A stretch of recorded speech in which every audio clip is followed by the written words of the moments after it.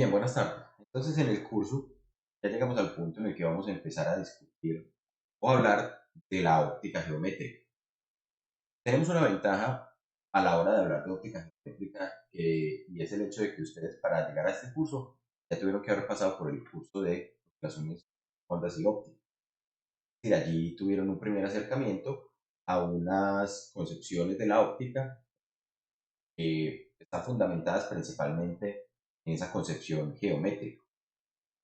Debemos considerar que la concepción geométrica, como lo mencionamos al inicio del curso, es la que tiene una mayor historia en la humanidad, ya que el principio de la reflexión de la luz, por ejemplo, la luz como rayos, tiene una antigüedad del orden de 23 siglos. Es decir, solamente en los últimos 2 siglos es que hemos hablado de la concepción ondulatoria de la luz y que se le dio toda la formulación matemática y el soporte matemático para entender ese comportamiento ondulatorio de la luz, que es el que hemos visto hasta el momento.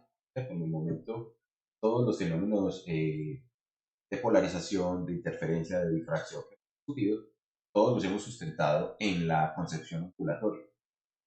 Sin embargo, hasta ese punto en la historia, la concepción, digamos, científicamente aceptada, era que la luz era un efluvio, un flujo inconmensurable de partículas que se propagaba en línea recta. Y entonces, y con esa concepción, se trabajaron los ópticos, se trabajaron, digamos, las leyes de la reflexión, las leyes de la refracción, eh, e incluso pues se pudieron fabricar instrumentos que permitieron observar los planetas, observar las lunas en Júpiter, observar que la materia de los tejidos, por ejemplo, estaban constituidos de células.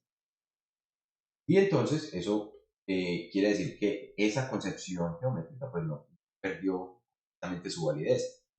De hecho, en este momento, cuando se diseñan sistemas ópticos complejos, o sea, sistemas ópticos donde tenemos un gran número de componentes, en lugar de hacer toda la integral de difracción para cada uno de los elementos que están allí, por ejemplo, no sé, un telescopio, un microscopio con una serie de objetivos, una serie de oculares, una serie de dispositivos que modulan la luz, todo todo ese desarrollo analítico se hace basado en una teoría de trazado de rayos. No se hace realizando la parte o la integral de difracción y considerar la luz como una onda, porque sería excesivamente complejo. Pues sería, digamos, la capacidad computacional sería excesivamente alta y no se gana un resultado significativamente superior al que se hace cuando se utiliza esta teoría de la concepción geométrica de la luz, es decir, el trazado de rayos y el desarrollo analítico que vamos a ver en esta parte del curso. Entonces, quiero que quede eso pues, claro, antes que nada, que no nos vaya a quedar entonces de pronto la concepción que esta forma de estudiar la luz es una forma arcaica y que no se crea porque se crea. De hecho, muchos de los dispositivos de alta tecnología se basan en softwares que lo que hacen es precisamente hacer un análisis computacional utilizando el trazado de rayos, no utilizando las fórmulas de la difracción o de la interferencia, etc. Entonces, listo. ¿Por qué vamos a hablar de trazado de rayos? Vamos a empezar a hacer un muy breve repaso histórico de por qué, cuál es la concepción que se tenía de la luz cuando hablábamos nosotros entonces de la luz entendida como rayos. Como les decía, esa es la concepción más antigua que se tiene de la luz. En el caso, por ejemplo, de los antiguos egipcios, ellos consideraban o tenían como deidades, dioses, tenían al dios Ra. Y de allí es donde se cree que esa etimología, que esa palabra rayo emergió, ¿cierto? Si observamos, por ejemplo, acá la palabra rayo, la primera parte es Ra, es decir, esto es el flujo de Ra. Y ellos, por ejemplo, este bajorrelieve que encontraron en Egipto, eh, ellos desarrollaban, por ejemplo, esa imagen de la luz como rayos que emanaban de esa deidad, de ese sol, y que se transportaban o que se desplazaban en líneas rectas. Si nosotros nos damos cuenta, justamente esas líneas rectas casi que confluyen al centro de esa fuente de iluminación. Todas estas líneas que tenemos allí. Bajo esa concepción, entonces, los egipcios entendían el funcionamiento de la luz. En aquella época también teníamos los griegos, y esa concepción de la propagación de la luz en rayos, por ejemplo, permitió hacer mediciones. El ser utilizaba como instrumento, ya lo discutimos en la primera clase. Y acá tenemos entonces cómo, partiendo de ese principio de que la luz se propaga en rayos, esos rayos son paralelos si la fuente de iluminación está muy alejada, es posible hacer mediciones como de la, de la pirámide, de la altura de la pirámide, utilizando simplemente un bastón y midiendo la sombra. En este caso, miren que los rayos están viniendo paralelos de la fuente de iluminación, que es el sol, y estamos considerando entonces que la hipotenusa de ese triángulo que se forma allí, triángulos semejantes que tenemos allí, no son otra cosa que la trayectoria que sigue la luz, considerando que esa luz se está propagando entonces en forma de rayos. Entonces, una vez se conoce esa hipotenusa, o se determina que esa hipotenusa es paralela para ambas situaciones, conociendo la altura del bastón y determinando la sombra del bastón y midiendo la sombra de la pirámide, podemos determinar entonces la altura de la pirámide. Y esa altura de la pirámide pues fue medida con bastante precisión. Se hizo por parte de Tales de Mileto, que fue uno de los científicos y matemáticos de la época. ¿Qué más? ¿Qué otra medición importante se hizo en la antigüedad? Los griegos también sabían que la Tierra era esférica. Esa concepción de que la Tierra es plana vino en algún momento en el medioevo y bajo concepciones que tenían más que ver con concepciones religiosas, pero los griegos eran de una filosofía de que la naturaleza, todo tenía que estar en un cierto orden, en una cierta armonía. Entonces, si los cuerpos celestes eran de forma esférica, pues la Tierra también debería ser de forma esférica.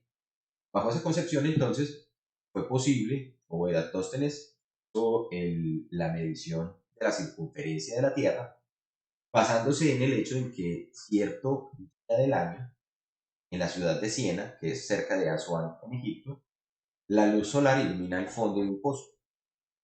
Y entonces no genera ningún tipo de sombra. El pozo está perforado de manera perpendicular a la superficie y, y la luz ilumina el fondo de ese pozo ese cierto día del año. ¿Qué ocurrió o qué ocurría entonces? Ocurría que ese mismo día, en la ciudad de Alejandría, que estaba a una distancia conocida, teníamos aquí la distancia que hay entre Alejandría y Siena, como una parte del arco de la circunferencia, cuya distancia o cuya longitud es conocida, y a esa misma hora, en la columna, una de las columnas principales en la plaza de Alejandría, esa columna producía una sombra. Si se hace la medición entonces de el ángulo que forma la sombra de la columna, es posible determinar por ángulos puestos por el vértice cuál sería entonces el ángulo que se subtiende desde los puntos que están en la superficie de la Tierra, es decir, desde el centro de la Tierra hasta Alejandría y hasta Siena. Conocido ese ángulo, es posible determinar entonces cuánto es la circunferencia. Eratóstenes determinó que la circunferencia de la Tierra era de 250 estadios en aquella época era la medida que tenían las pistas en las que corrían los caballos. Y entonces, a partir de esa medición, pues haciendo, digamos, la conversión de esa medida de longitud a nuestras medidas, a nuestro sistema de medición, nos da que la medición de la Tierra o de la circunferencia es de 39.700 kilómetros. Y ese error es incluso del orden del 1% o 2% con respecto al valor aceptado promedio de la circunferencia de la Tierra. Es decir, es una medición bastante precisa con simplemente medir un ángulo. Bien, nos vamos a basar en dos principios de qué son los rayos. Entonces, Herón de Alejandría, en uno de sus principios de la propagación de la luz, indicó que la luz seguía el camino más corto cuando se está propagando entre dos puntos. Con esa concepción, entonces podemos decir que básicamente cualquier trayectoria, la luz para ir de un punto a un punto B, va a seguir la trayectoria que le minimice la distancia para ir de un punto A a un punto B. Sin embargo, o bueno, con ese principio se pudo explicar, por ejemplo, el principio de la reflexión y la propagación de la luz. Sin embargo, no era posible explicar el principio de de la refracción. Tomó muchos siglos para poder determinar cuál era la forma, por qué la luz cuando entraba en una interfase entre dos materiales que tenían medios de índice de refracción distintos, por ejemplo, cuando entraba del aire al agua, por qué la luz sufría esa desviación. Y entonces eso nos lleva al otro principio, que es una mejora o es un complemento de este principio enunciado por Herón, y es el principio de Fermat. Fermat, en el siglo XVII, lo que indicó fue precisamente que las trayectorias que tiene la luz para ir de un punto a otro es tal que el tiempo para viajar entre esos dos puntos se minimiza. Entonces, ese tiempo de mínimo es el que nos va a permitir entonces determinar ahora sí la trayectoria, y con este principio de Fermat podemos explicar tanto el principio o el funcionamiento de la reflexión como el de la refracción. Bien, ¿algún comentario, pregunta hasta allí?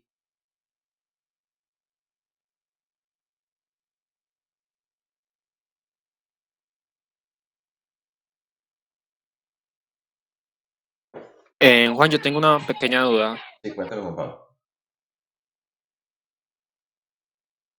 Hola, Juan Pablo. Nosotros en clase ya vimos lo que es camino óptico. Usted precisamente acaba de hablar de lo que les voy a hablar en este instante. Ah, listo, porque es que yo había leído por ahí cosas de camino óptico y no me quedaba muy claro, entonces pensé que ya lo habíamos visto y no había entendido bien. No, señor. Es justamente lo que vamos a hablar en este momento. En eso, lo que les quería precisamente explicar aquí o discutir, que discutiéramos acerca de eso. Miren que si tenemos, digamos, un plano cartesiano, y tenemos dos puntos. Punto A, el punto A tiene unas coordenadas X sub A, Y sub A. El punto B, X sub P, Y sub P. Y todo esto está embebido en un cierto medio. Todo esto es un cierto medio con índice de refracción, llamémoslo N sub C, el índice de refracción. Entonces, lo que nos dice el principio de, de Fermat, ¿cierto? Ya no hablemos del principio de Herón, sino que del principio de Fermat, es que la luz para ir del punto A al punto B va a seguir la trayectoria que le minimice el tiempo de desplazamiento, ¿cierto? El tiempo que tarde la luz de A a B va a ser el que lo haga con con el mínimo tiempo. Bien, entonces eso de entrada descarta un montón de trayectorias. O sea, la luz no va a seguir esta trayectoria. La luz no va a seguir esta trayectoria. La luz, sí, en un solo medio, si no está incidiendo sobre nadie más, La luz únicamente tendrá entonces la posibilidad de desplazarse en esta trayectoria, una trayectoria rectilínea. Sin embargo, hay un parámetro que se llama la longitud de camino óptico.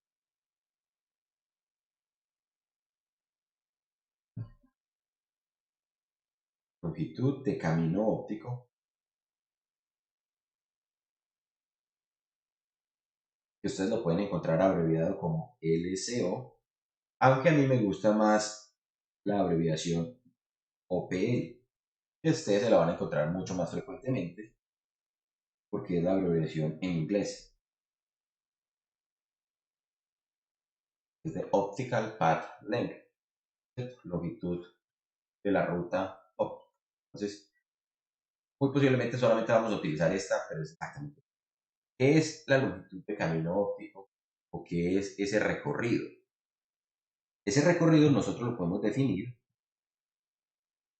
la definición, como la integral entre los puntos A y B.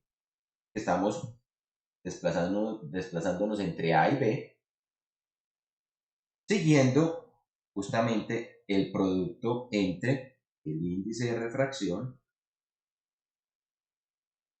Entonces, el índice de refracción puede ser función de la posición, y por eso lo ponemos acá como una función de S. Y eso multiplicado por justamente el diferencial de desplazamiento. Entonces, la luz podría seguir cualquiera de estas trayectorias. Podría seguir esta trayectoria o podría haber seguido esta trayectoria o la trayectoria que pintamos aquí en rojo. Sin embargo, la única trayectoria que la luz realmente va a seguir es aquella que le minimice, que haga que esto,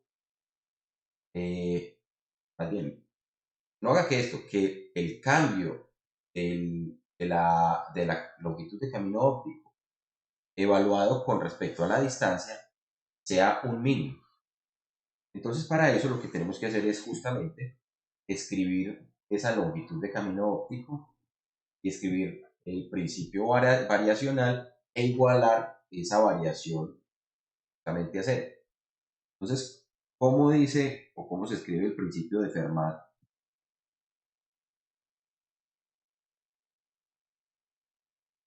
De Fermat cuando estamos discutiendo, cuando estamos escribiéndolo en términos matemáticos. Acá la letra delta nos va a representar eh, la variacional. ¿La variacional de quién? De la longitud de camino óptico, y esto no va a ser otra cosa que la variacional de la integral entre A y B de esa expresión que tenemos allí. Entonces, ¿qué es lo que hacemos o cuando expresamos esto? Esto lo vamos a igualar a cero. Entonces, por lo general, lo que hacemos es simplemente esta expresión, tenemos acá, derivarla con respecto a las variables de las cuales esté dependiendo, igualar a cero y encontrar entonces cuáles son las condiciones en las cuales esto se hace un mínimo. Entonces, cuando se haga un mínimo, entonces podemos definir justamente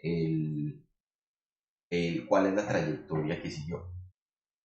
Eso es más fácil de expresarlo si nosotros, por ejemplo, tratamos de determinar o tratamos de explicar esto en, en la forma, en una forma gráfica. ¿Cómo lo hacemos? Miren que justamente allí teníamos, ya hemos expresado esos dos puntos, el punto A y el punto B. Y ese punto A y ese punto B se pueden expresar a partir de sus coordenadas. Coordenada en X, la coordenada en Y, esto sería Y sub A, esto sería Y sub B, esto sería eh, X sub B y esto sería X sub A. ¿Listo? Entonces, ¿qué es lo que tenemos que considerar allí? Si nosotros decimos la variacional de la longitud de camino óptico es la variacional para ir desde A hasta B de N de S, porque recuerden que acá estamos entonces considerando que todo esto está en un medio con índice de refracción N sub 0. N sub 0. ¿Sí? Y eso lo vamos a igualar a 0. Entonces, justamente esta variacional, esto es un valor constante, entonces esto nos quedará la variación de n sub 0 multiplicado por ¿quién? Multiplicado justamente por los puntos A y B, o B menos A en este caso. Y esto lo tenemos que igualar a 0. Pero ¿quién es B menos A? B menos A no es otra cosa que la diferencia entre estas dos posiciones verticales, es decir, y sub B menos y sub A, multiplicado por esta trayectoria, multiplicado por el seno del ángulo que me forma esta trayectoria. El seno del ángulo, miren que esto me está indicando cuánto está cambiando o cuánto se está desplazando en la trayectoria para ir desde A hasta B verticalmente, y también cuánto está cambiando para ir de la trayectoria horizontalmente. Entonces, el cambio total será justamente considerar ese cambio de posición en las coordenadas verticales y considerar el cambio de posición en las coordenadas horizontales. Quizá por el coseno de teta. ¿Eso qué es lo que nos está diciendo? Que justamente ir desde B hasta A. Hola, Juan Pablo. Juan, pero entonces, ¿por qué se igualan esas coordenadas verticales con las horizontales? Porque lo que estamos considerando es el tiempo que tarda, la luz para ir desde el punto A hasta el punto B.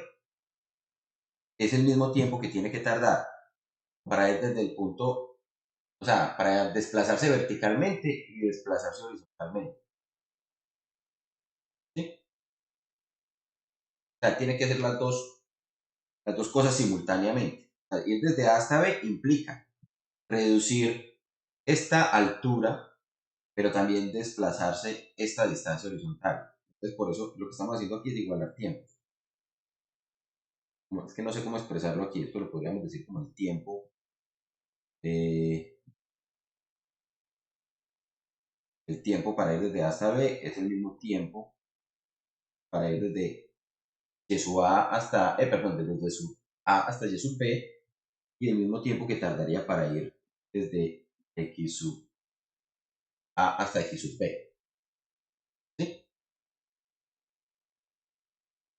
Entonces, si lo consideramos como tiempos, la luz para ir desde acá hasta acá tiene que hacer simultáneamente un desplazamiento vertical y un desplazamiento horizontal. Recuerda, por ejemplo, cuando hablábamos en física mecánica de las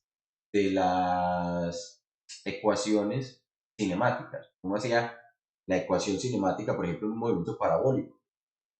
Y en el movimiento parabólico, la partícula que se estaba desplazando seguía o recorría una distancia sobre ese movimiento parabólico, pero eso lo podías descomponer en un desplazamiento vertical y en un desplazamiento horizontal. Es más o menos lo mismo que estamos haciendo aquí. Listo.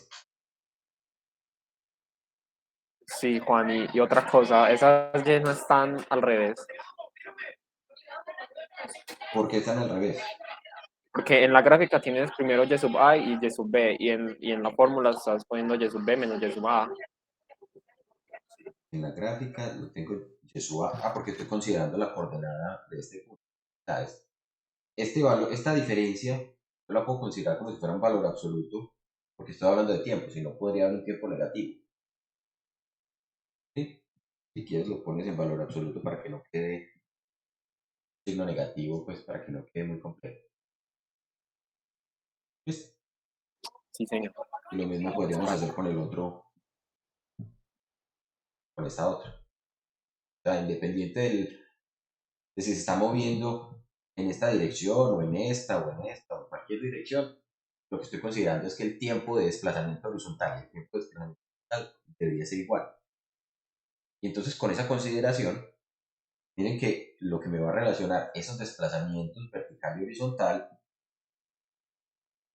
y sub p menos y sub a con un valor absoluto, y x sub a, x sub p menos x sub a va a ser justamente la tangente de teta, que sería la misma pendiente de la línea recta. Es decir, yo podría indicar que relacionado con esta diferencia o con ese desplazamiento que está en la trayectoria de la luz, puedo asociar un segmento de línea que me une los dos puntos. Y entonces con esa expresión yo puedo decir que la luz seguirá una trayectoria dada por precisamente la pendiente, la diferencia x menos x sub 0. Miras que aquí no es simplemente la variable x, sino que esto lo estamos desplazando a una posición x sub 0, o sea, lo estamos corriendo, y esto más un cierto intercepto. ¿Listo? ¿Cómo hicimos eso? Lo que hicimos simplemente fue, a partir de esta expresión, decir que x sub a, x sub b, y sub b, el punto a donde llegamos, es cualquier coordenada de tipo x, y que el punto x sub a, y sub a, que fue de donde salimos, corresponderá a un parámetro b, h, esto corresponderá a un punto x sub 0, h, que esto realmente lo podría haber considerado como un x sub 0 a un punto inicial, y esta altura la definí con una h. Entonces por eso yo puedo expresar este segmento de recta con esta ecuación de una línea recta, donde entonces acá tendremos la pendiente, tendremos la coordenada en x, pero esta h no será el intercepto con el origen de coordenadas, sino el intercepto con el punto en la posición h. Entonces por eso es que lo ponemos de esta manera. ¿Listo? No sé si esa parte estuvo clara o estuvo un poco compleja.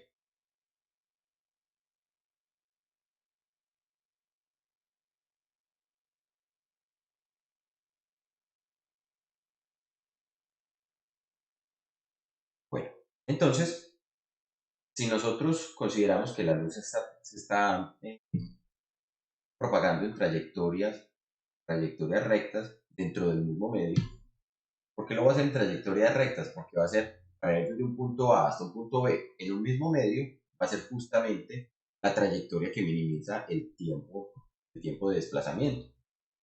Entonces, eso, por ejemplo, nos podría permitir entender qué es lo que ocurre cuando estamos considerando los principios de reflexión y de refracción. Vamos a mostrar cómo se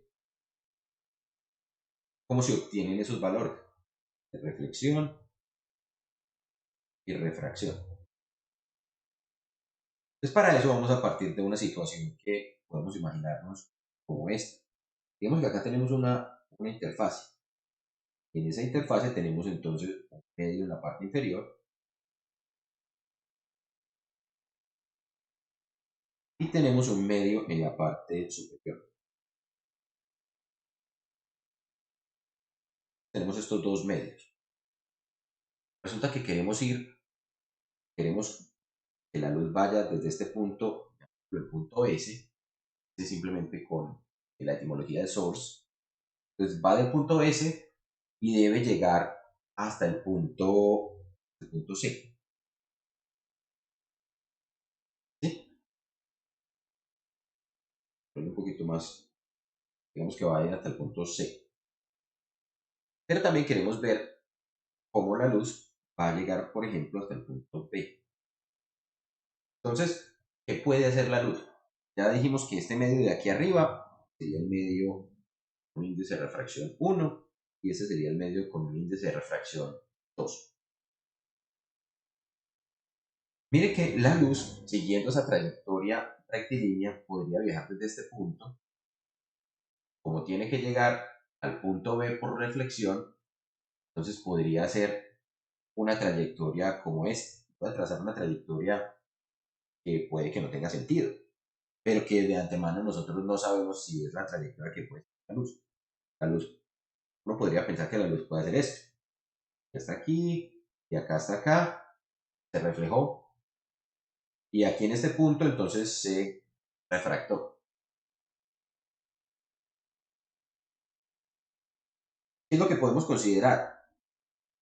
Miren que yo puedo considerar este punto en donde la luz está iniciando su trayectoria.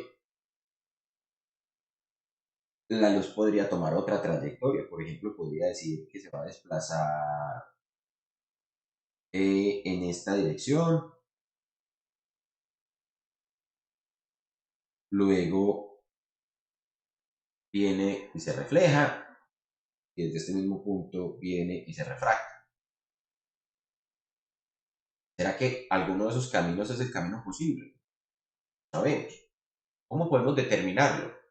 Tenemos que hacer es justamente cuantificar cuánto es el tiempo que tarda la luz en ir desde acá hasta acá, hasta este punto, luego desde acá hasta acá y desde acá hasta acá.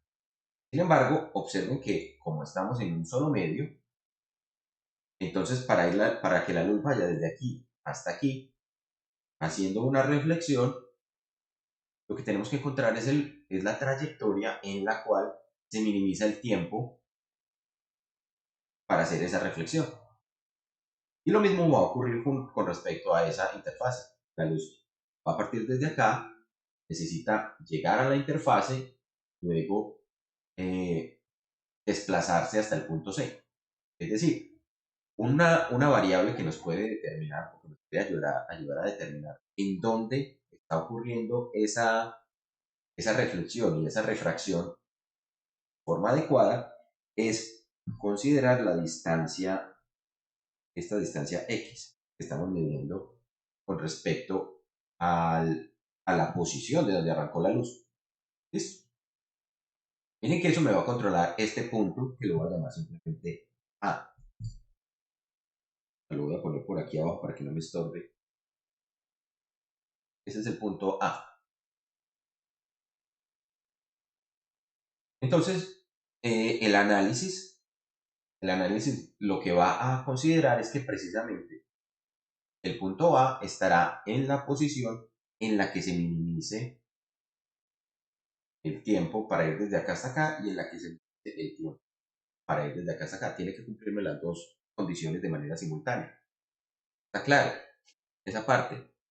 ¿O hay alguna inquietud con respecto a esa asignación de puntos que estamos haciendo allí?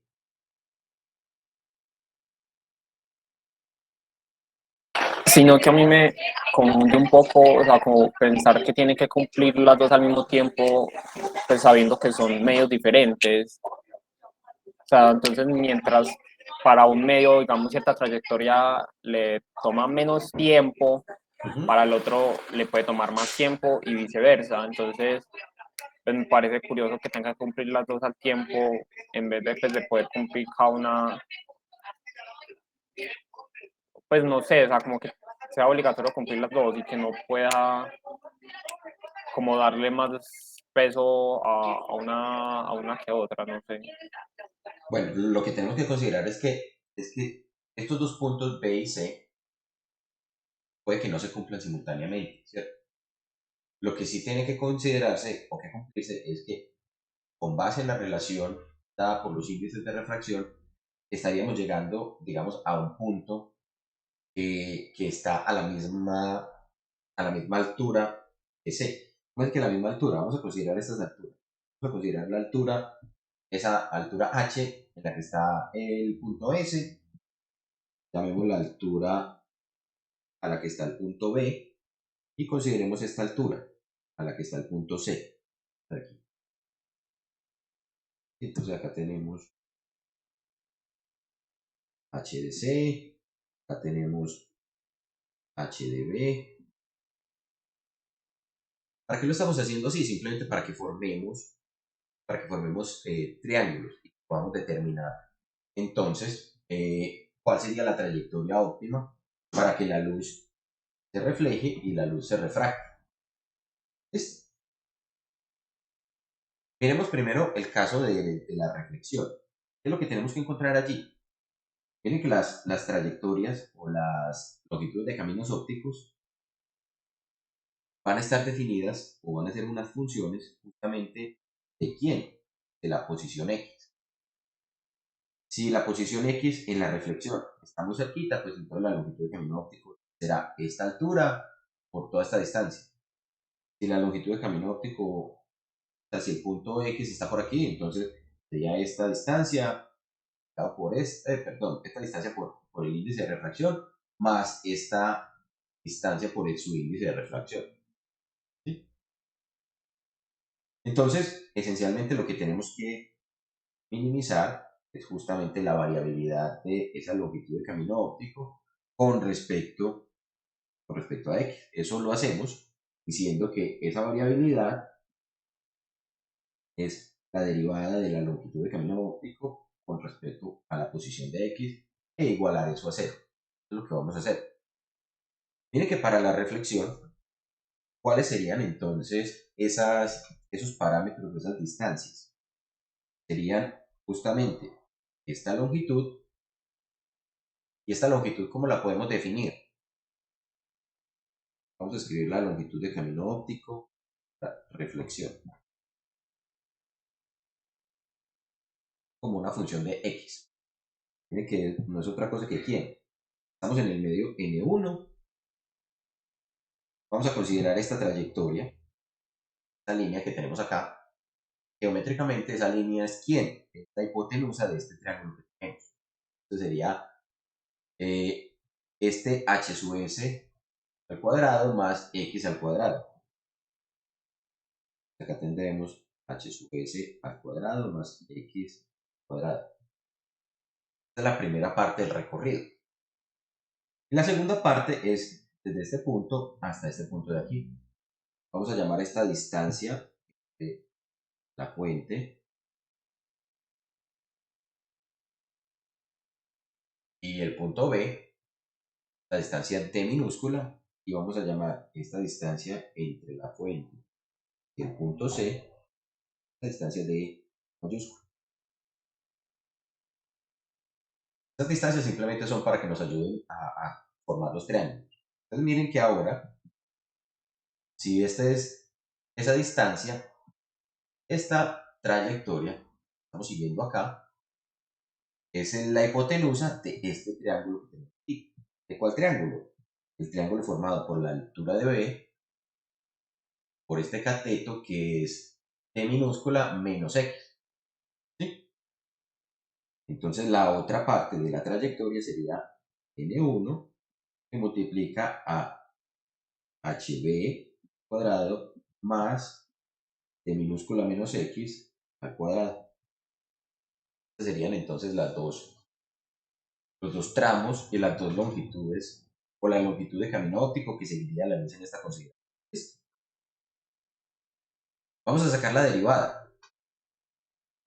Que recuerden que lo que dijimos es, para encontrar el mínimo, pues necesito derivar esa función o PL de X o longitud de camino óptico con respecto a X. Entonces, ¿cuál sería la derivada? Miren que el N1 es común, sale de allí de la derivada, y acá me queda un medio de 2x que es la derivada interna y aquí abajo me queda h cuadrado más x. Y acá me queda un medio de menos 2x y aquí abajo me queda h sub b al cuadrado más de menos x al cuadrado. ¿Sí? Esa sería esa derivada. Y lo que tengo que hacer con esa derivada es justamente igualarla a 0. Cuando igualamos a 0, entonces miren que se me cancelan ¿quiénes? Se me cancela 2, se me cancela 2, me queda un signo negativo. Entonces esto me queda justamente, bueno, el N1 que está acá, lo puedo pasar a dividir al 0. Es decir, claro, el resultado que vamos a obtener no dependerá de N1, no dependerá del índice del medio. Entonces me quedó aquí, ¿qué? Me quedó 1 sobre raíz de hs cuadrado más x al cuadrado igual a 1 sobre raíz de hb cuadrado más d menos x al cuadrado. ¿Quiénes son estos? Son justamente el seno de este ángulo que se está formando acá, el seno del ángulo de incidencia. ¿Dónde podemos poner ese ángulo de incidencia? Vamos a ponerlo aquí. Vamos a poner ese ángulo justamente aquí. Pues ese ángulo de incidencia allí sería justamente este parámetro que tenemos acá. Sería 1 sobre, bueno, aquí me faltó el x, me comí un par de valores numéricos x que teníamos aquí. Estas x, pero bueno, esas x se pueden cancelar.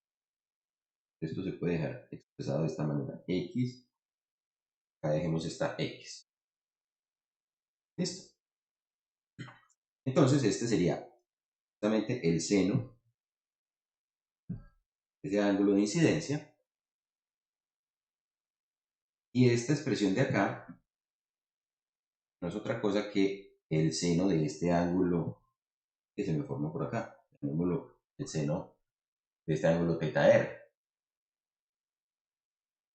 Por alternos internos, justamente acá en esta posición, en la posición donde tenemos el valor A, acá voy a tener a θi y acá voy a tener a θr. Y entonces, lo que me está diciendo esto es el seno de θi, esto es el seno de θr. La única forma en que los senos de estos dos ángulos, que son ángulos agudos, sean iguales, es que justamente los ángulos θi y θr sean iguales. Entonces, eso ya me está definiendo justamente cómo debe ser la trayectoria o cómo debe ser la posición en X para la cual se le cumple esa condición. ¿Cuál será? Será justamente aquella posición en la cual el ángulo de incidencia iguale al ángulo de reflexión. ¿Está claro cómo salió ese parámetro de allí?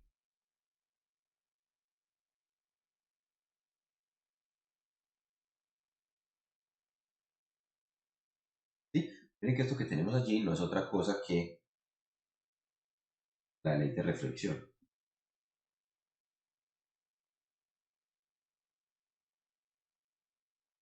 A la vez. Miremos para el caso de la refracción. ¿Qué tiene que pasar en el caso de la refracción? Vamos a seguir un procedimiento similar, solo que ahora, pues entonces tendremos que considerar esta trayectoria. Voy a simplemente copiar esto para que nos quede más fácil. Juan, Hola. tengo una pequeña duda ahí procedimental, porque cuando se le saca derivada respecto a x al segundo sumando, ¿Sí? esa x está dentro de una raíz, dentro de un cuadrado. Entonces, pues uno al expandir eso queda el menos 2 por x más x al cuadrado. Entonces, a ese menos 2x también no habría que sacarle derivada. Entonces, quedaría pues, x menos 2 de arriba en la segunda derivada. ¿En qué parte, Juan Pablo? ¿En dónde decís vos que quedaría el menos 2x? Donde está menos 2x, arriba. Aquí. Sí, pues también no, o sea, no debería ir también el término conjugado de y x al expandir ese cuadrado.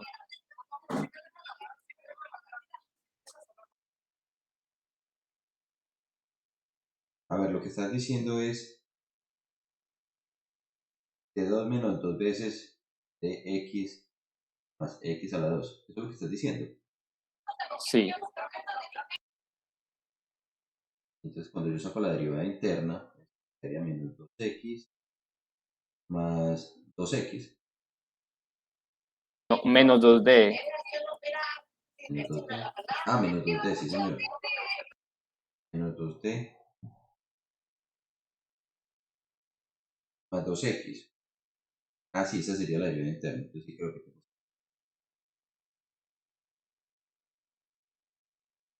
Entonces, acá me quedaría, la derivada interna sería menos 2d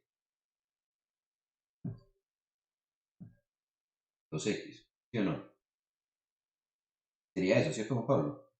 Y justamente yo puedo cancelar entonces, así, podemos cancelar aquí este 2 que teníamos allí, lo puedo cancelar con el 2 de abajo porque están ambos términos sobre el numerador. Entonces me quedaría x menos d, ¿cierto? Cuando lo pasamos acá, ¿o no? Ya me d. D menos x, pasa al otro lado como x menos d, ¿sí?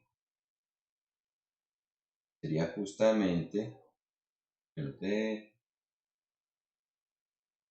No, al pasar al otro lado no queda D menos Ah, sí, X, sí, porque se... queda como de menos x. Y por eso es que podemos decir que este es el seno, es el cateto opuesto. En este caso sería esta distancia que tenemos aquí. Esta distancia de acá es de menos x, justamente sobre esta hipotenusa, que es esa trayectoria que teníamos acá. Sí, ahí sí, ahora sí, ¿cierto? Sí. ¿Cierto? ¿O no? Sí, señor. Sí, qué pena allí con ese error. Bueno, entonces, si miramos para el caso de la refracción, lo que tendríamos que considerar es ahora que tendríamos que considerar la posición x en la cual esta longitud más esta otra longitud, multiplicadas cada una por su índice de refracción, que sería lo que nos da la longitud de camino óptico, se haga mínimo. Entonces, la primera, pues ya la conocimos. Vamos a poner la presión para la longitud de camino óptico. En este caso sería N1, que multiplica la raíz de hs cuadrado más x al cuadrado. Y ahora más, en el segundo medio, ahora sale N2, que multiplica a la distancia recorrida, que en este caso sería d menos x cuadrado, y más hc al cuadrado, que sería esta longitud. Y entonces, si hacemos otra vez la derivada, derivemos aquí la derivada de OPL respecto a x,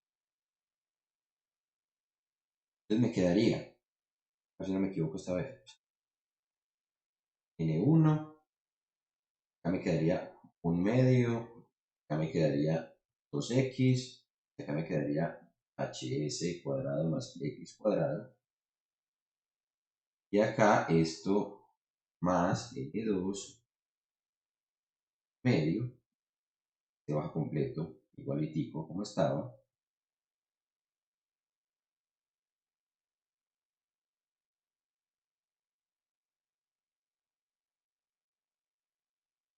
d menos x cuadrado más hc cuadrado. Y la derivada interna de este es exactamente el mismo problema que tenía, la misma configuración. Me quedaría menos 2d más 2x, ¿cierto? Pero de mayúsculo. ¿Sí? Juan Pablo. Sí, señor, sí, es la misma derivada que ahorita. Listo, entonces, ahora sí podemos entonces cancelar este 2 con este 2 con este.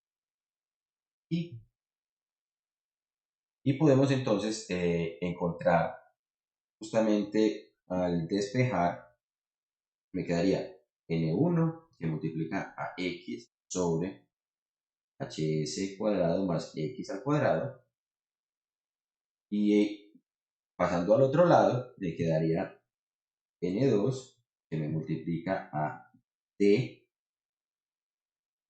de menos x. D menos x es justamente esta distancia, ¿cierto? La distancia que tenemos aquí. Y entonces acá también podemos dibujar el ángulo, pero ahora indiquemos que ese ángulo es el ángulo, llamémoslo teta sub t. ¿Por qué lo llamamos teta sub t? Simplemente para decir que es el ángulo teta transmitido, ¿sí? Que es justamente con respecto a la normal por alternos internos del momento teta sub t. Y entonces esto que nos quedaría justamente cuadrado más h sub c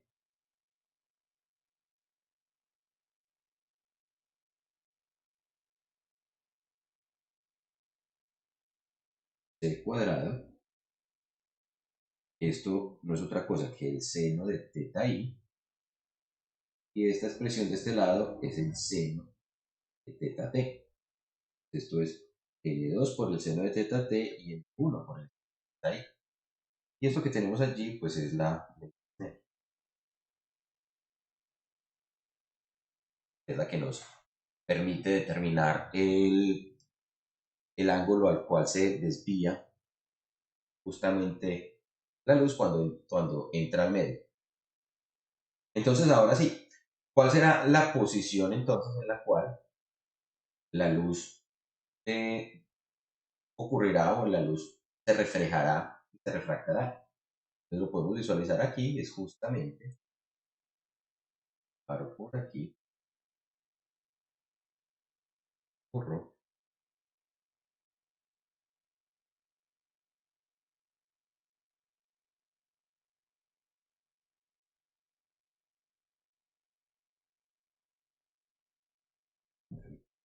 por aquí esta imagen, para que veamos eso en una diapositiva.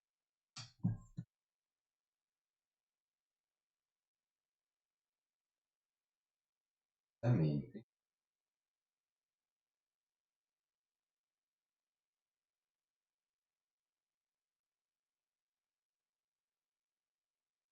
tenemos allí. Entonces acá tenemos, y podemos observar que el haz que incide a un cierto ángulo, en este caso miren que forma un ángulo de 30 grados con la interfase, se refleja también formando 30 grados con la interfase. Lo hacemos considerando el ángulo con la normal, en este caso sería 30 grados con la normal y 60 grados con la normal sería también la reflexión. Entonces miren que acá tenemos el teta i igual al teta r por este lado. Y en este caso tenemos este medio de acá, que es una forma semicilíndrica. Entonces la luz llega a este punto, que es el centro de ese semicilindro, se refracta con este ángulo que forma con respecto a la normal y se proyecta justamente al llegar a este punto. Estará entonces pasando por uno de los radios. Como el radio es perpendicular a la trayectoria, en este punto de acá no sufre ningún desvío, sino que continúa su trayectoria recta. Entonces acá tenemos también la trayectoria que sigue el rayo cuando se refracta y cuando se refleja. Y esa es la trayectoria que minimiza el tiempo para ir en reflexión y para ir en transmisión o para ir en refracción. Listo. Miren que lo que hicimos fue simplemente encontrar los parámetros a los cuales se le cumpliría esa condición. Una inquietud.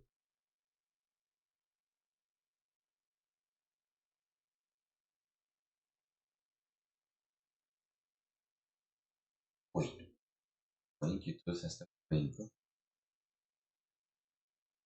Tenemos esto en la pantalla. Pues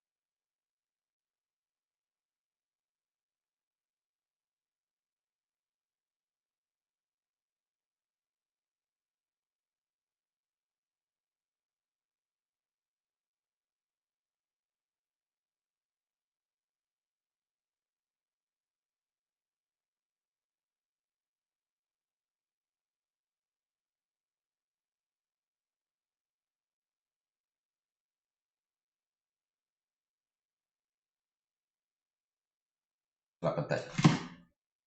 Entonces nosotros hemos mencionado precisamente que a partir del principio de Fermat podemos determinar justamente cuáles son entonces las trayectorias que van a seguir los rayos cuando están interactuando con una interfaz o cuando, en general, cuando van a interactuar con cualquier elemento óptico.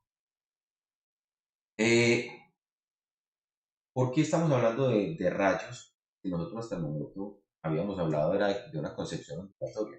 Tenemos también una forma de entender los rayos como si fueran justamente trayectorias que son perpendiculares a los frentes de onda. Es una manera de conectar, digamos, ambas acepciones o ambas concepciones que se tienen de la luz. La forma de entenderla geométricamente y la forma de entenderla de manera. O dicho de otra manera, la trayectoria que el rayo sigue se puede asociar con la dirección del vector del número de onda, el vector K. Que recuerden, es un vector que es perpendicular al frente de onda. Entonces uno podría pensar también, si yo acá tengo un frente de onda, está propagando, y yo trazo las trayectorias perpendiculares a esos frentes de onda, perpendicular a ese frente de onda, entonces podríamos hablar de que esto que tenemos allí es lo que llamamos rayo. Esto. Miren que, por ejemplo, también podríamos determinar cómo se comporta el rayo ya vimos cómo se comporta bajo reflexión y ya vimos cómo se comporta bajo refracción. Vamos a hacer algunos análisis para entender algunos ejemplos de algunos sistemas que podríamos llegar a encontrarnos. Por ejemplo, ¿qué pasa cuando los rayos se están propagando paralelos entre sí que están incidiendo sobre una superficie? Resulta que en muchas situaciones es importante generar o es importante lograr que los rayos que vayan en una dirección se enfoquen en un punto. En particular, cuando estamos haciendo formación de imágenes, cuando queremos que la luz se forme o que la luz que proviene de un punto nos forme una imagen, necesitamos que todos los rayos que provienen desde esa fuente o de la fuente que queremos representar, pues todos lleguen a la misma posición. Si los rayos, por ejemplo, están proveniendo de una fuente que está muy alejada, recuerden que nosotros habíamos hablado de ondas planas que se están propagando. Eso lo podemos entender como si fueran rayos paralelos que están viniendo desde una fuente que está por allá en el infinito. La fuente por allá en el infinito. Listo. Supongamos que yo quiero que esos rayos se reflejen en una superficie y que incidan sobre un punto particular. Entonces acá vamos a determinar o vamos a hacer el cálculo de cómo haríamos o qué forma geométrica tiene que tener esta superficie que vamos a poner acá para que los rayos todos se enfoquen en un único punto. Es decir, para que cuando lleguen a este punto, el rayo se refleje, para que este rayo que viene por acá se refleje y llegue a ese mismo punto, para que este rayo que viene por acá venga y se refleje en esa misma dirección, para que este se refleje y venga a ese mismo punto, y para que este haga lo mismo. Entonces a este punto nos va a interesar que todos los rayos están proveniendo de la fuente y lleguen a esa misma posición. Ese punto ustedes ya saben que se llama el punto focal, el punto donde confluyen los rayos. Pero nosotros, digamos, en óptica geométrica, en la que vimos el curso de física de oscilaciones, ondas y óptica, por lo general simplemente le asociábamos unas fórmulas y decíamos la forma de esta superficie es un segmento de una esfera, ¿cierto? Y a esto lo llamábamos un espejo esférico. Vamos a ver si realmente el espejo esférico es la forma geométrica adecuada para tener ese enfoque. Desde este punto de acá, llamémoslo el punto F, y lo que vamos a hacer es, vamos a considerar que todas las trayectorias de los rayos hasta esta posición son exactamente iguales. Pero lo que va a variar es este desplazamiento de acá. Esto que hace que el rayo sufra una reflexión y llegue hasta este punto. Entonces, ¿cómo podríamos hacer eso? Podríamos pensar en que listo, en cada uno de estos puntos, por ley de reflexión, el ángulo incidente tiene que ser igual al ángulo reflejado y hacer el análisis para cada una de las posiciones. Pero ahora lo que quiero que veamos es una manera más óptima de hacer ese análisis. Y es precisamente utilizando el principio de Fermat. ¿Y cómo lo vamos a hacer? Vamos a poner un sistema de referencia. El sistema de referencia simplemente lo voy a poner acá, con un eje Z orientado de esa manera, con un eje vertical orientado de esta forma, pero ese eje vertical, por simetría de rotación respecto al eje Z, este eje puede ser representado en cualquier parámetro, ¿cierto? Entonces, llamémoslo simplemente eje X, digamos que se llamaba el eje Z, y lo que nos va a interesar es determinar cuál es la función o cuál es la forma funcional de, esta curva. Es decir, cuál es la forma de esta función S. Me disculpan aquí que no sé por qué el lapicito se enloquece. ¿Cuál es la forma funcional de la función S de X que logre hacer lo siguiente? Que logre que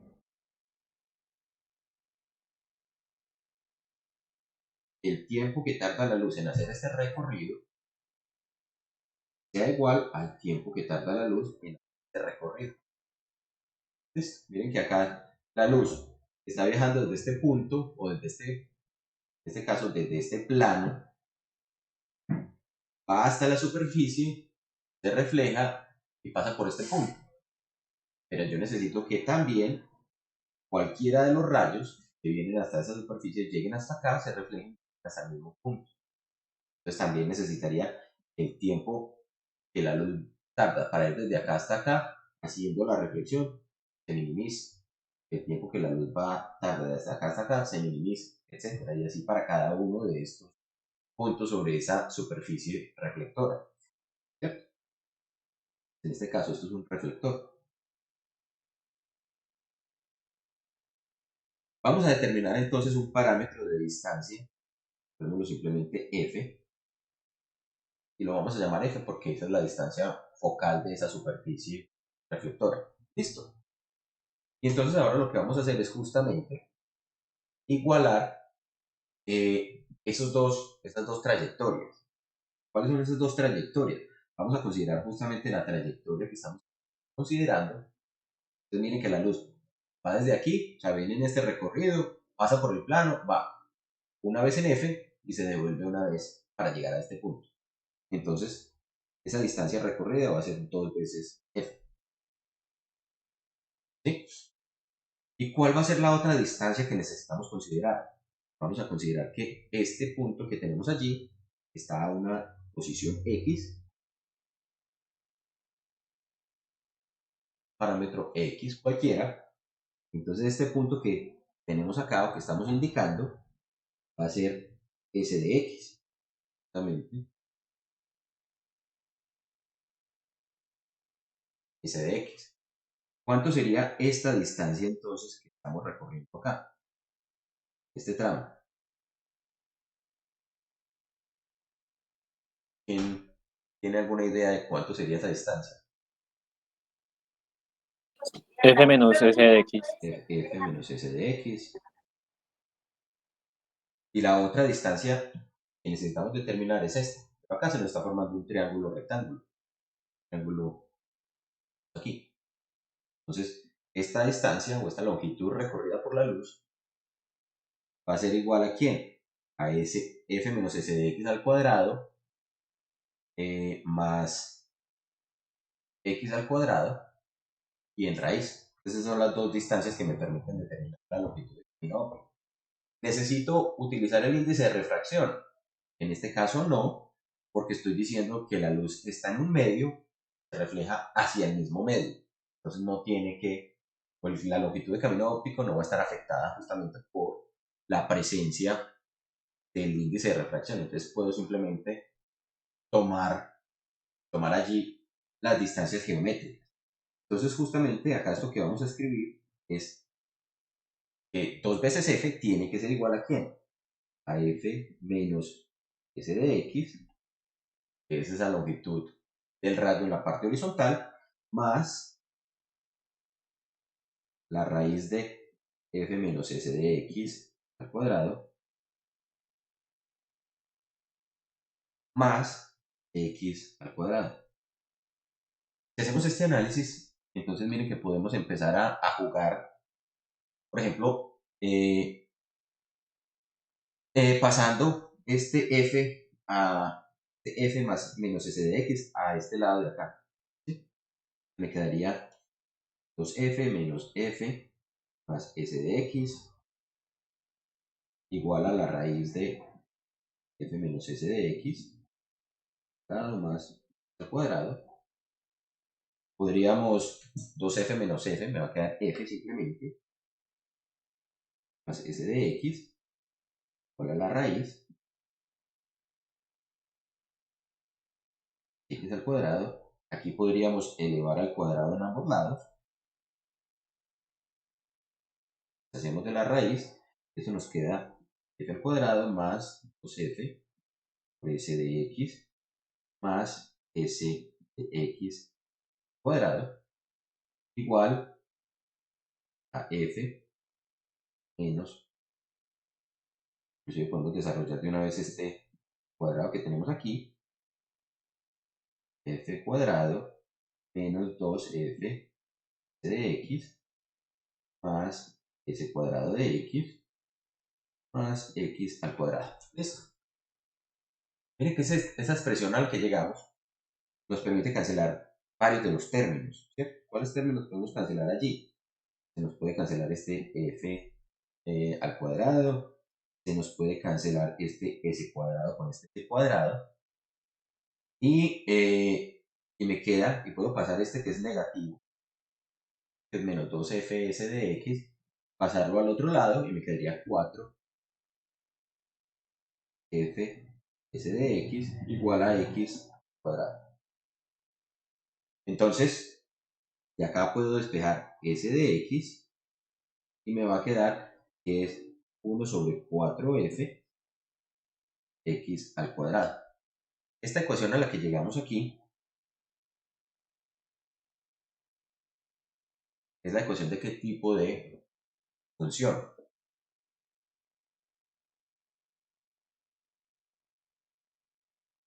¿Qué tipo de función es esa?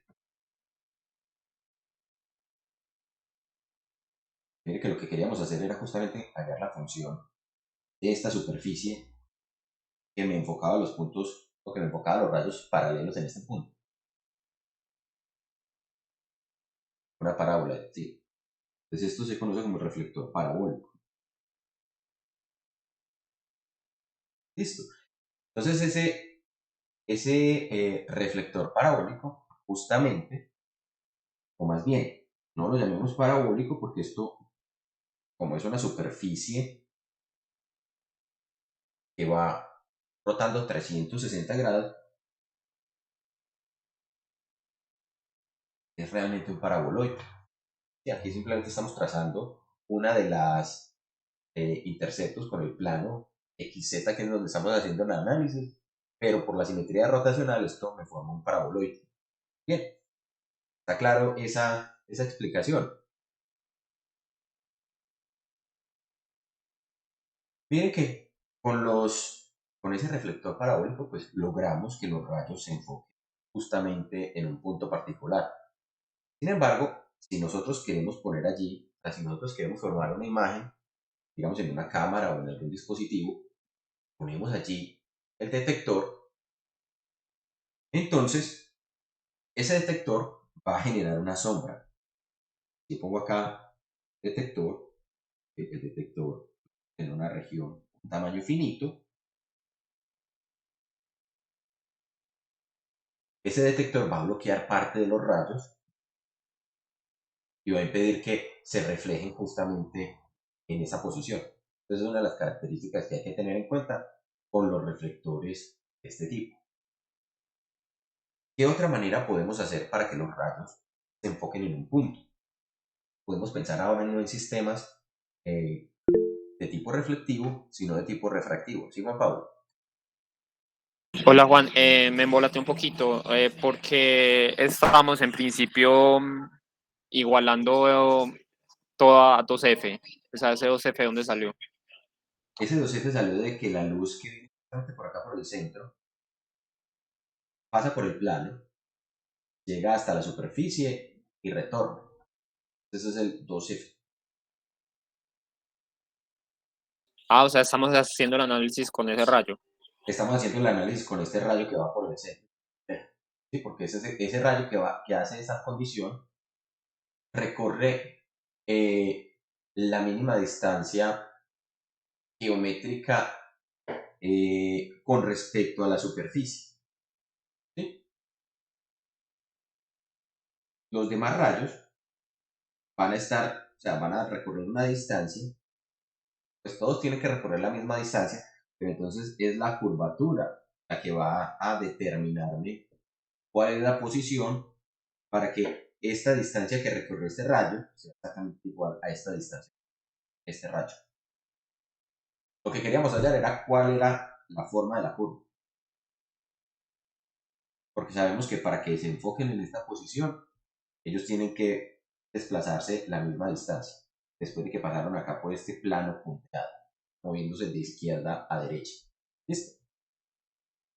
Ah, pues yo pensaba que era como una función que se adaptaba a cada rayo para que recorriera la mínima distancia, pero no sabía, o sea, que todos tenían que recorrer la misma. Todos tendrían que recorrer la misma para que se enfoque en F de manera simultánea, porque lo que queremos hacer es que todos los rayos, o sea, que este frente de onda que proviene justamente desde la fuente que está en el infinito, interactúe con la superficie y luego se forme aquí que confluya, que converja a este punto. Eso es lo que queremos hacer. ¿Listo?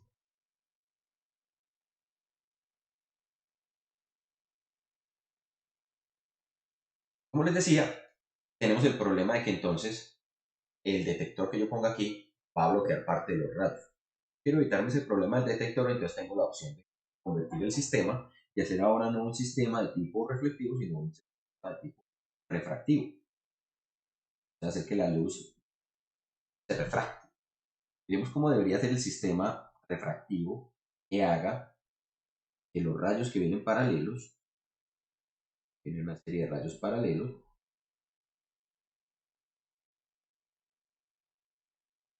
y necesitamos que ellos todos confluyan a un punto. ¿Cómo vamos a lograr eso?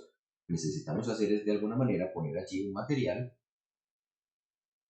con una cierta curvatura,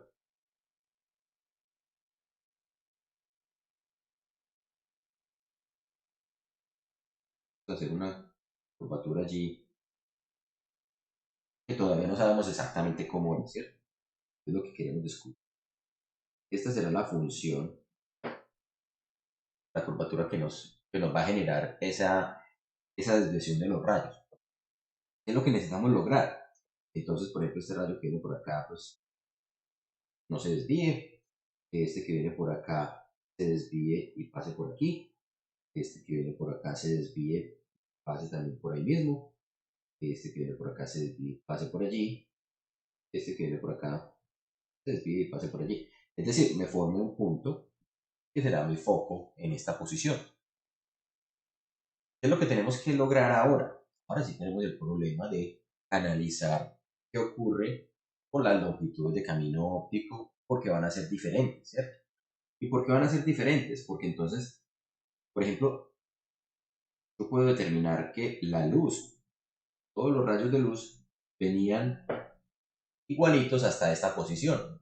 Ahí fue donde el rayo de luz que va justamente por el centro empezó a interactuar con el material.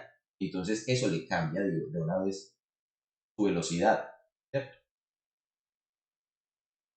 En este caso, yo puedo considerar este medio, por ejemplo, aire, simplemente un índice de refracción 1, y a este medio de acá, simplemente el índice del medio. Pongamos que ese medio es vidrio, entonces le vamos a poner eso que, para indicar que eso es vidrio. ¿Qué es lo que tenemos que hallar? Otra vez necesitamos hallar cuál es la función s de x, de tal manera, ahora miren cómo va a funcionar esto. Ahora esto va a funcionar de la siguiente forma. Yo necesito que esta trayectoria que siguió este rayo simplemente va a ser f, dando esto la distancia focal, sea igual a este recorrido que está siguiendo este rayo que aquí, o cualquier rayo que esté sobre la superficie. Miren que en esta porción, esto será s de x, ¿sí? Pero a partir de este punto, ese rayo se va a desviar y va a viajar una cierta distancia. Entonces, ¿qué es lo que tenemos que hallar allí? Miren que acá tendríamos también triángulo. Esto sería una distancia x, ¿verdad? Que nos está permitiendo determinar la posición de la curva. Y entonces ahora, ¿qué es lo que tendríamos que igualar? En este caso, NG por F sería la longitud de camino óptica seguida por este señor, este que va por el centro, y para este otro rayo, o para cualquier rayo que esté desviado, sería la función, esto tendría que ser igual a S de X más N sub G, porque ahí es donde entra a este material, y tendríamos que determinar aquí esta distancia. ¿Cuál sería esa distancia entonces? La hipotenusa de un triángulo, está formando este triángulo rectángulo. Esto será entonces f menos s de x al cuadrado más x al cuadrado. ¿Listo? ¿Alguna inquietud con respecto a eso?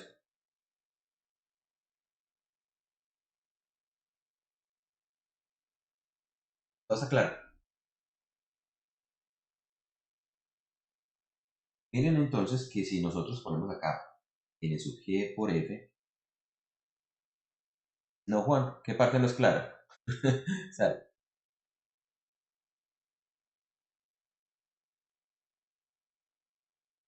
Ah, ok. Pregunté que si todo estaba claro, que si había dudas, no sabía ese no, Juan, a qué se refería. Bien, entonces acá simplemente estamos pasando ese x a este lado, y acá nos queda el g, que queda la raíz de f menos s de x cuadrado más x al cuadrado. Y aquí entonces voy a elevar al cuadrado a ambos lados. Y entonces eso me convierte esta expresión de este lado, la convierte en g cuadrado, f cuadrado menos f s de x más s cuadrado de x igual a ng cuadrado. Y esto sale de desaparece esa raíz. Yo puedo también f cuadrado menos 2f de x, s cuadrado de x, x,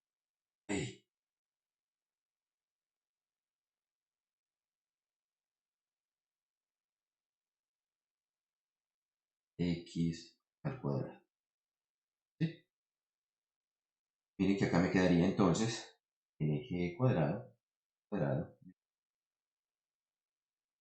x, cuadrado de x, igual e cuadrado, f cuadrado menos 2 ng f de x más ng cuadrado de x más g cuadrado, ng cuadrado, cuadrado. Listo. Creo que ahora sí está bien. Podemos cancelar entonces uno de ellos. Este de aquí, cancelar con este de aquí. Y voy a juntar estos términos de esta manera. Voy a poner el s cuadrado de x, lo voy a poner por aquí, menos 2mg por f s de x. Voy a pasar este para acá, más 2mg cuadrado f s de x, ¿cierto? Menos 2, perdón, menos mg cuadrado s cuadrado de x y menos y cuadrado, x cuadrado, esto me queda igual a 0.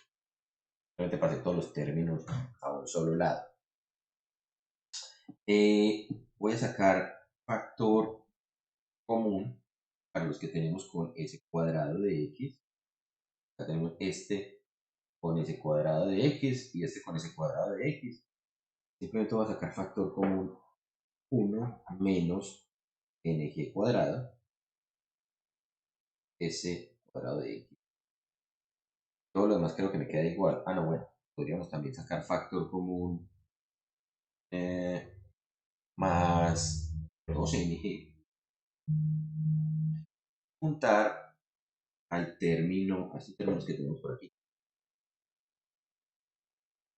ng con f s de x menos f s de x.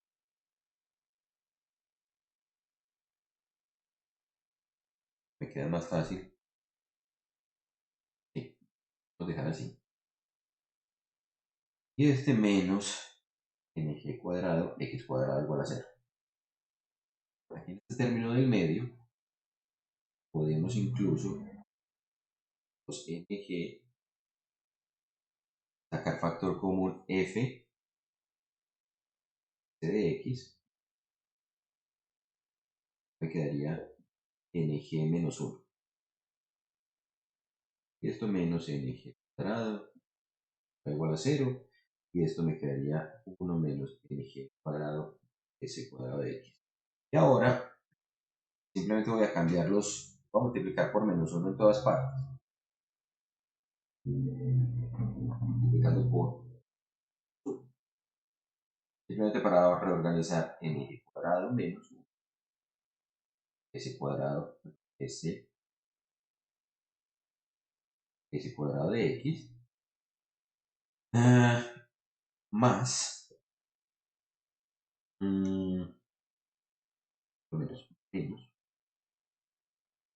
2 ng f de x y aquí ng menos 1 y más ng cuadrado x cuadrado igual a 0. Bueno, yo divido por ng menos 1 en todas partes, ng cuadrado menos 1, voy a dividir por ng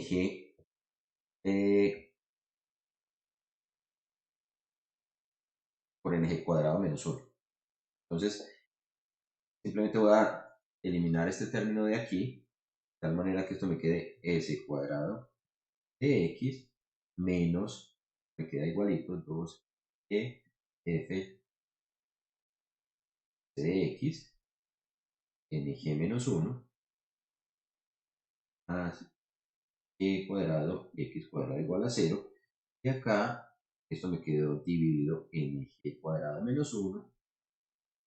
Aquí dividido en g cuadrado menos 1. Cuando hice eso, entonces puedo este término de acá separarlo.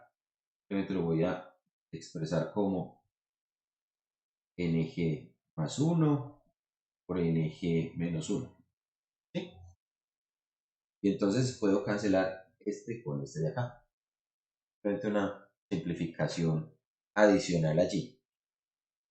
¿Esto cómo me quedó? Me quedó s cuadrado de x menos 2 veces ng por f por s de x sobre ng más 1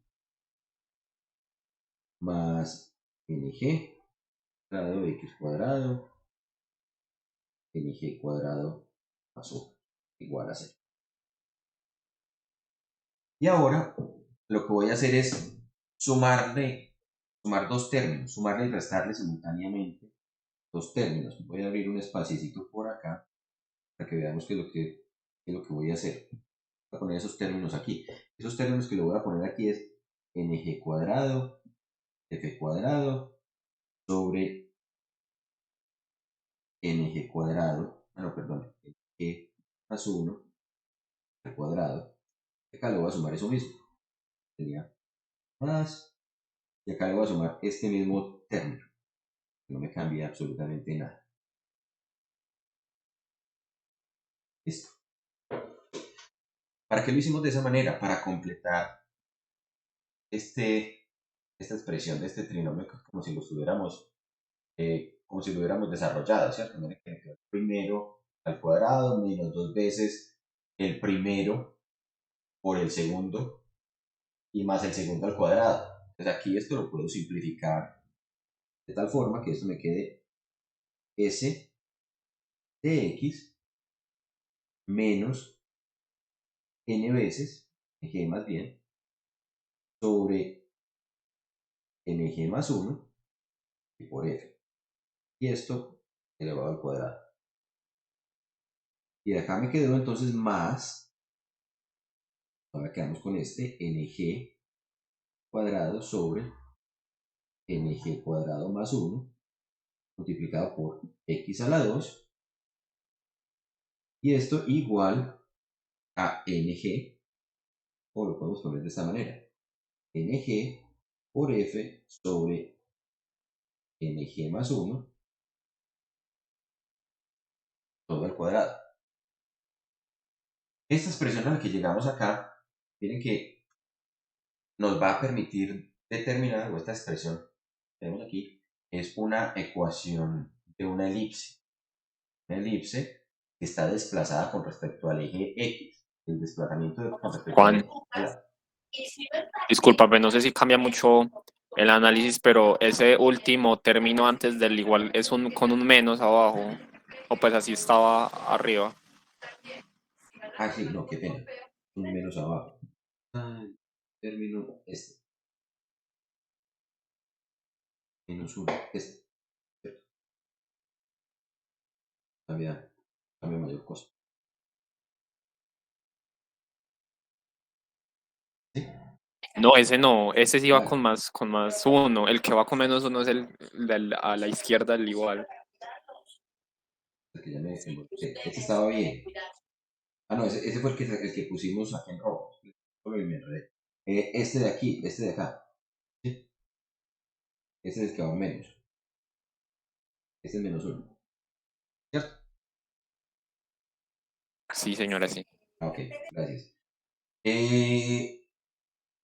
Esta ecuación que tenemos acá es la ecuación de una elipse. Una elipse que está desplazada con respecto al eje X. Entonces, ¿cómo se graficaría esa elipse? Justamente nosotros habíamos puesto los ejes, eje vertical, en este análisis que hicimos, lo que dijimos fue, esto es como si esto fuera el eje X y esto que ya es el eje Z. Entonces lo que tenemos allí es una elipse que está desplazada con respecto, o sea, a lo largo del eje Z con respecto a X. Si la graficamos, esta elipse nos va a quedar ubicada como de esta manera. Así me sale bonita la elipse. Perfecta. Quedó cosa de locos. Bueno, aquí la elipse orientada de esta manera. ¿Qué es la característica de esa elipse? Ponerle aquí un colorcito al interior de la elipse para que veamos justamente cuáles son las características. a dibujar este eje.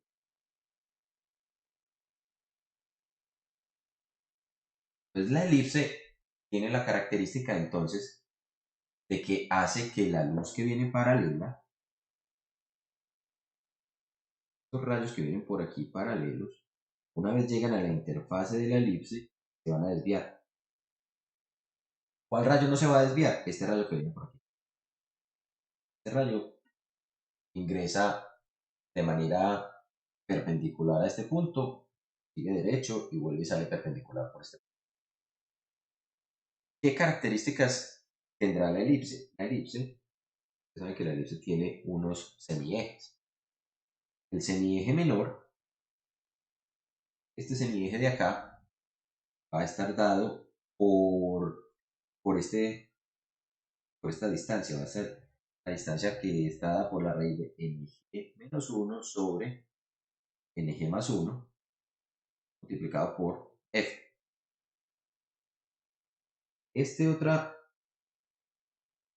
Por aquí abajo. Esta otra distancia, o este otro semieje, va a ser nig sobre nig más 1 multiplicado por f. ¿Y dónde está f? F es este punto, este foco de la elipse.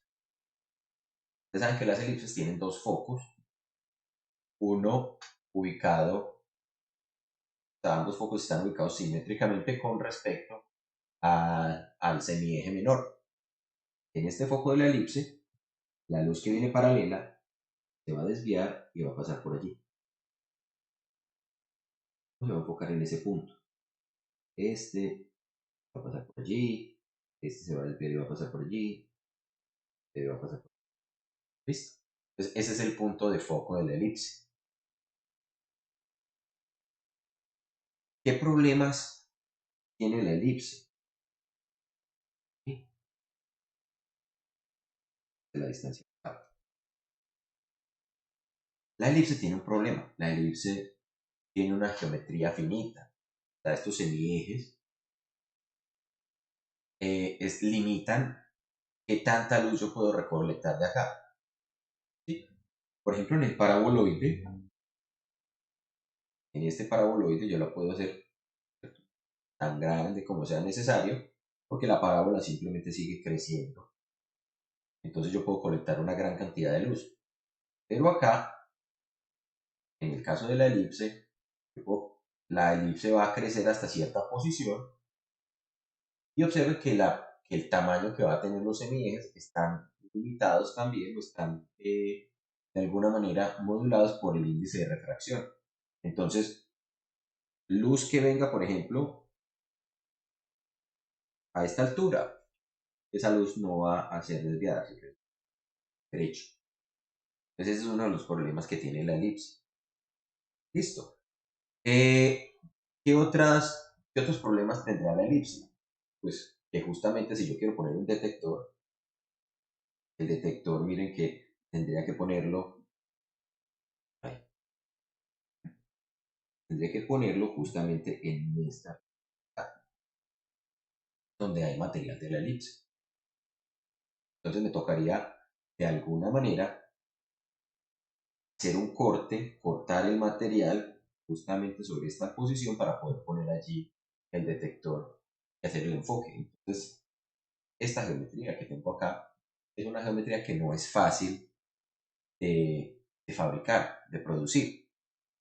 Otro problema que vamos a tener con la elipse, en general con los sistemas cromáticos, o con los sistemas, perdón, refractivos, es que el índice de refracción, como lo vimos en la parte de óptica ondulatoria, el índice de refracción es una función de la longitud de onda. Entonces, este punto focal es para una longitud de onda particular. Longitudes de onda distintas van a desviarse de manera diferente cuando incidan sobre esta interfase. Y entonces, ¿eso qué va a hacer? Esencialmente lo que va a hacer es lo siguiente.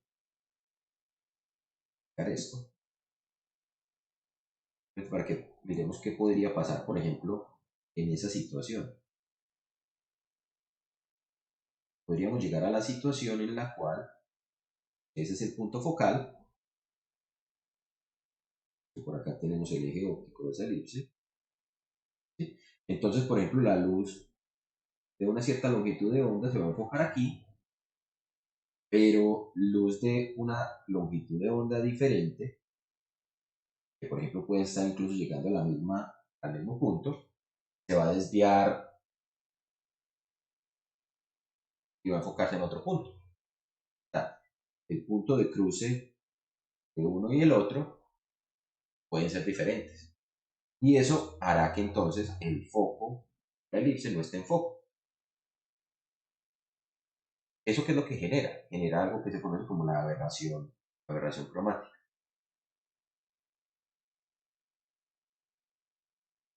¿Listo? Juan, ¿me Claro. podrías por favor repetir eso último?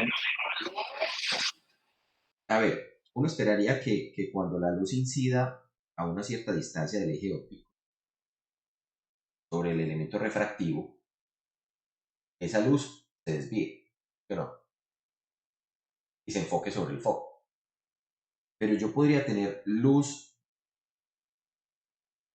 también llegando a la misma distancia, ¿sí? Que venga en esta posición, pero que cuando se desvíe por ser de una longitud de onda diferente, de refracción es una función de la longitud de onda. ¿Sí?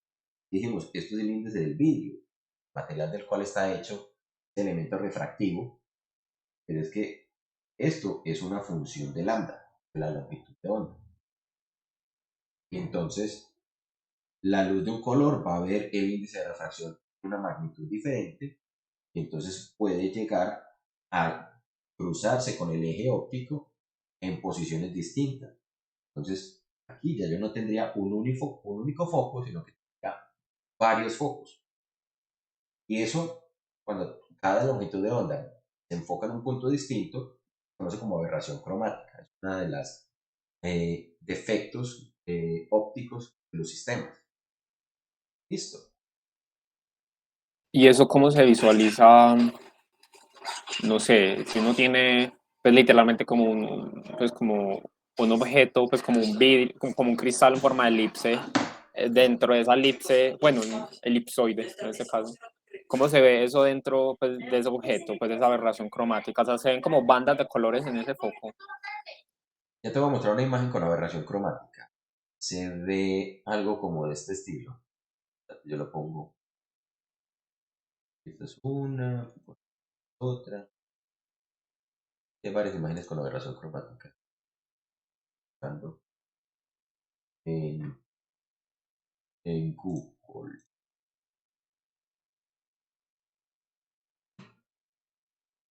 También les presento la pantalla para que veamos esa imagen. Ya está. Vemos.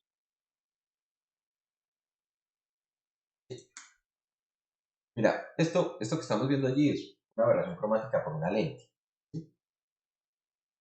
En este caso estamos considerando el foco de la lente, pero si es un elemento refractivo como esta elipse, ocurriría igual, solo que el foco de la elipse está dentro de la elipse.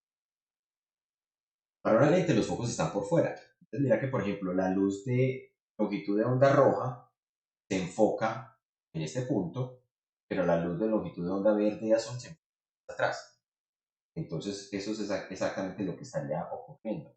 Que los focos llegan, o que la luz de diferentes índices, de diferentes longitudes de onda, se enfocan en diferentes posiciones. ¿Cómo se ve una imagen con aberración cromática? Se vería de esta forma.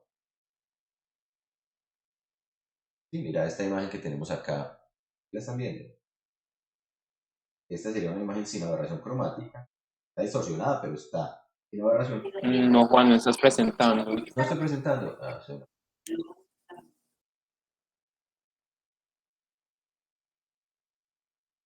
Ahora sí.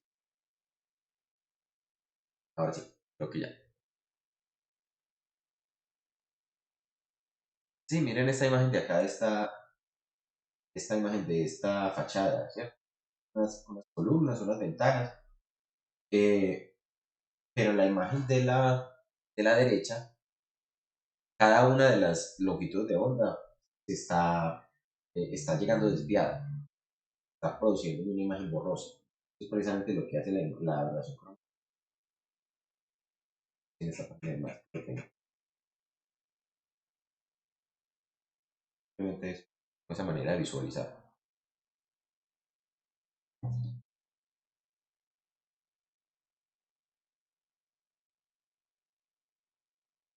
Listo, está claro más o menos qué es lo que tenemos allí.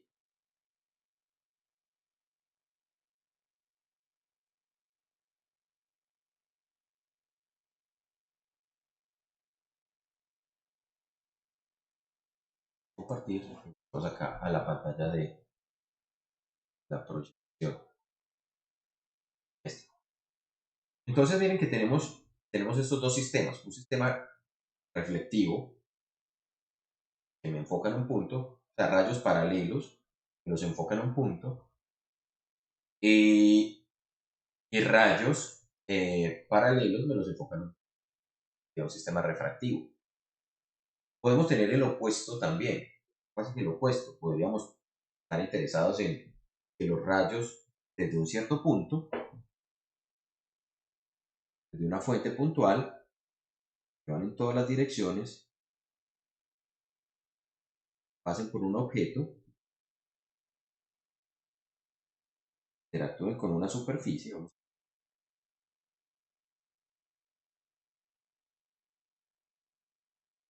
Y por aquí vamos a imaginarnos entonces eso. Tenemos un elemento óptico que lo que hace es que esos rayos que van divergiendo me los hace convergir, me los hace viajar ahora de forma paralela. Entonces podríamos estar también interesados en encontrar cuál es la ecuación de la función que me genera esto. ¿A partir de dónde tomaríamos la ecuación?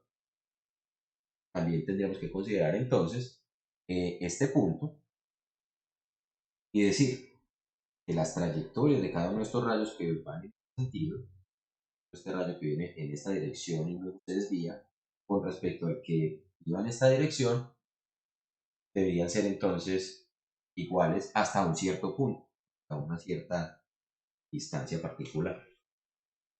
Listo. Si hacemos ese análisis, que no lo vamos a hacer ahora en este momento, que posiblemente se lo voy a poner allí para que ustedes lo hagan en el examen, vamos a llegar a que esa superficie que genera esto, la superficie hiperbólica, hiperboloide.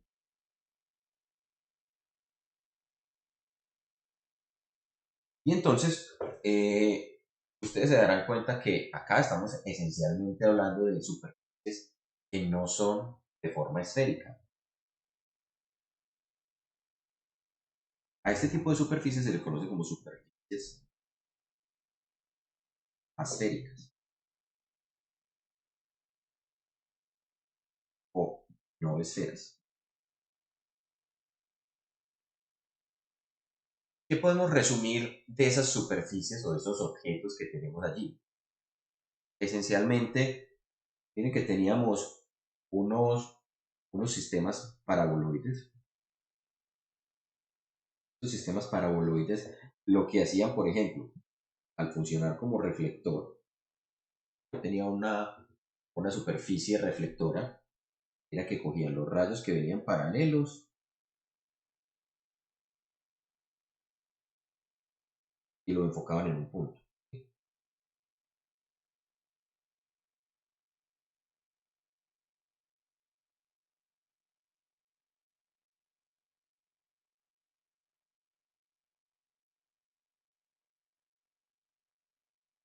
Entonces esto era la luz viajando en esa dirección, pero también el principio de Fermat aplica en la dirección opuesta.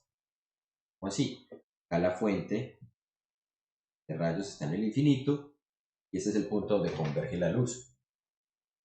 Pero también podríamos tener esta misma situación. ¿Cuál es la situación? Podríamos tener, por ejemplo, esta superficie, tener este punto de acá como fuente y la luz que viaja en esta dirección se refleja paralela. Que viaja en esta dirección, refleja paralela. Entonces que viaja en esta dirección, se refleja paralela. Entonces miren que este tipo de sistema se utiliza en óptica de muchas formas. Por ejemplo, este tipo de sistema donde la fuente está en el infinito y los rayos se enfocan en un punto, es el principio de operación de los discos satelitales, ¿cierto? Como el del TV. El plato está orientado hacia, hacia el cielo, hacia la posición en la que está el satélite, y la señal del satélite se enfoca en un receptor. Si ustedes han visto, los satélites de DirecTV tienen un brazo y ponen el receptor en un punto. En este otro caso, también utilizando un paraboloide, utilizando una fuente puntual, estamos logrando que se me proyecte una imagen en el infinito. Y esta sería la imagen puntual. Este sería el caso opuesto, una fuente puntual que me proyecta imágenes en el infinito. ¿Listo? Para el caso del elipsoide, vimos entonces que podríamos tener la situación en la que tuviéramos un elipsoide, y el elipsoide lo que hacía era coger la luz que venía paralela, enfocarla en el segundo foco.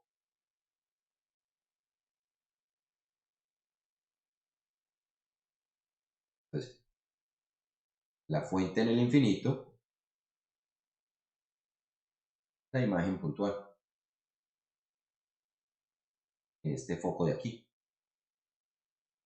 Pero también consideremos aquí que tenemos este semieje de la elipse, este eje de la elipse vertical. También podríamos tener esta otra situación. ¿Cuál es la otra situación? Podríamos considerar una fuente que esté ubicada en este foco de aquí, y entonces la luz, cuando llegue a esa interfase, se va a refractar de manera paralela.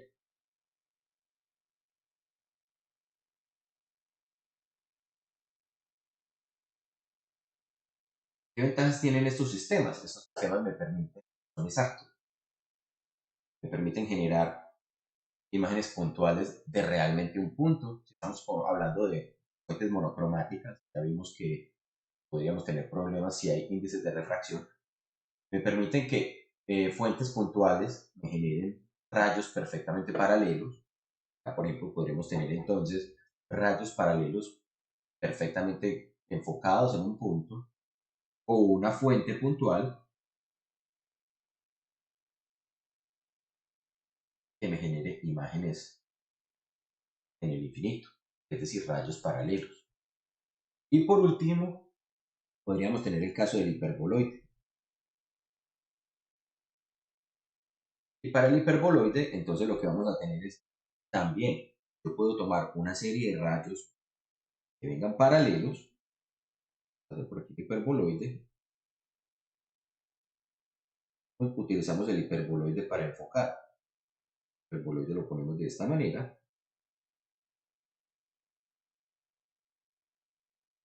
Miren que acá los rayos vienen paralelos, pasan por la primera interfaz, pero la primera interfaz es normal, entonces no me genera ningún tipo de distorsión. Entonces, los rayos que vienen del infinito me los enfoca en un punto. De manera, ¿sí? El punto focal de ese hiperboloide. Y pues acá tenemos la fuente en el infinito. Y también podríamos tenerlo invertido, podríamos tener esta otra situación. El hiperboloide y lo estamos ubicando de esta manera.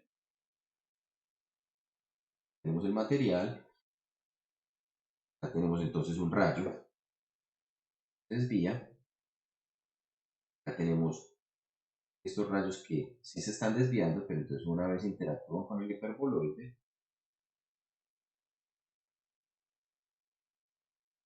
refractan paralelos.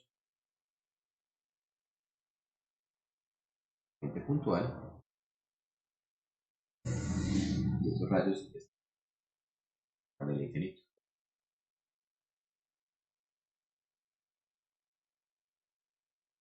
Listo. Problemas con todos esos sistemas. Todos estos sistemas tienen dificultades de fabricación. Y entonces la óptica asférica, la óptica que no utiliza lentes esféricos, es mucho más costosa que la óptica que emplea lentes esféricos. ¿Alguna inquietud hasta allí? Preguntas.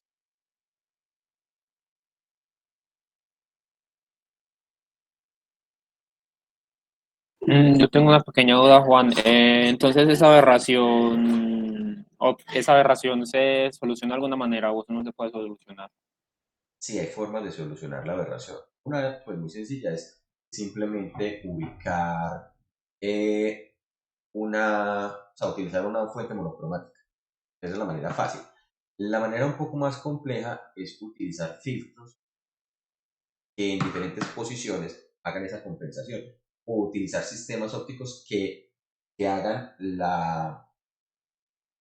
que generen, digamos, el desvío de las longitudes de onda o de las frecuencias determinadas para que ya ahora cambie su trayectoria y se enfoquen. Y últimamente, pues también se puede hacer esa corrección de manera digital, digamos, en software. Tomar la imagen y hacer la corrección dependiendo de la frecuencia que se está iluminando en el detector de la cámara que está tomando la imagen. ¿Listo?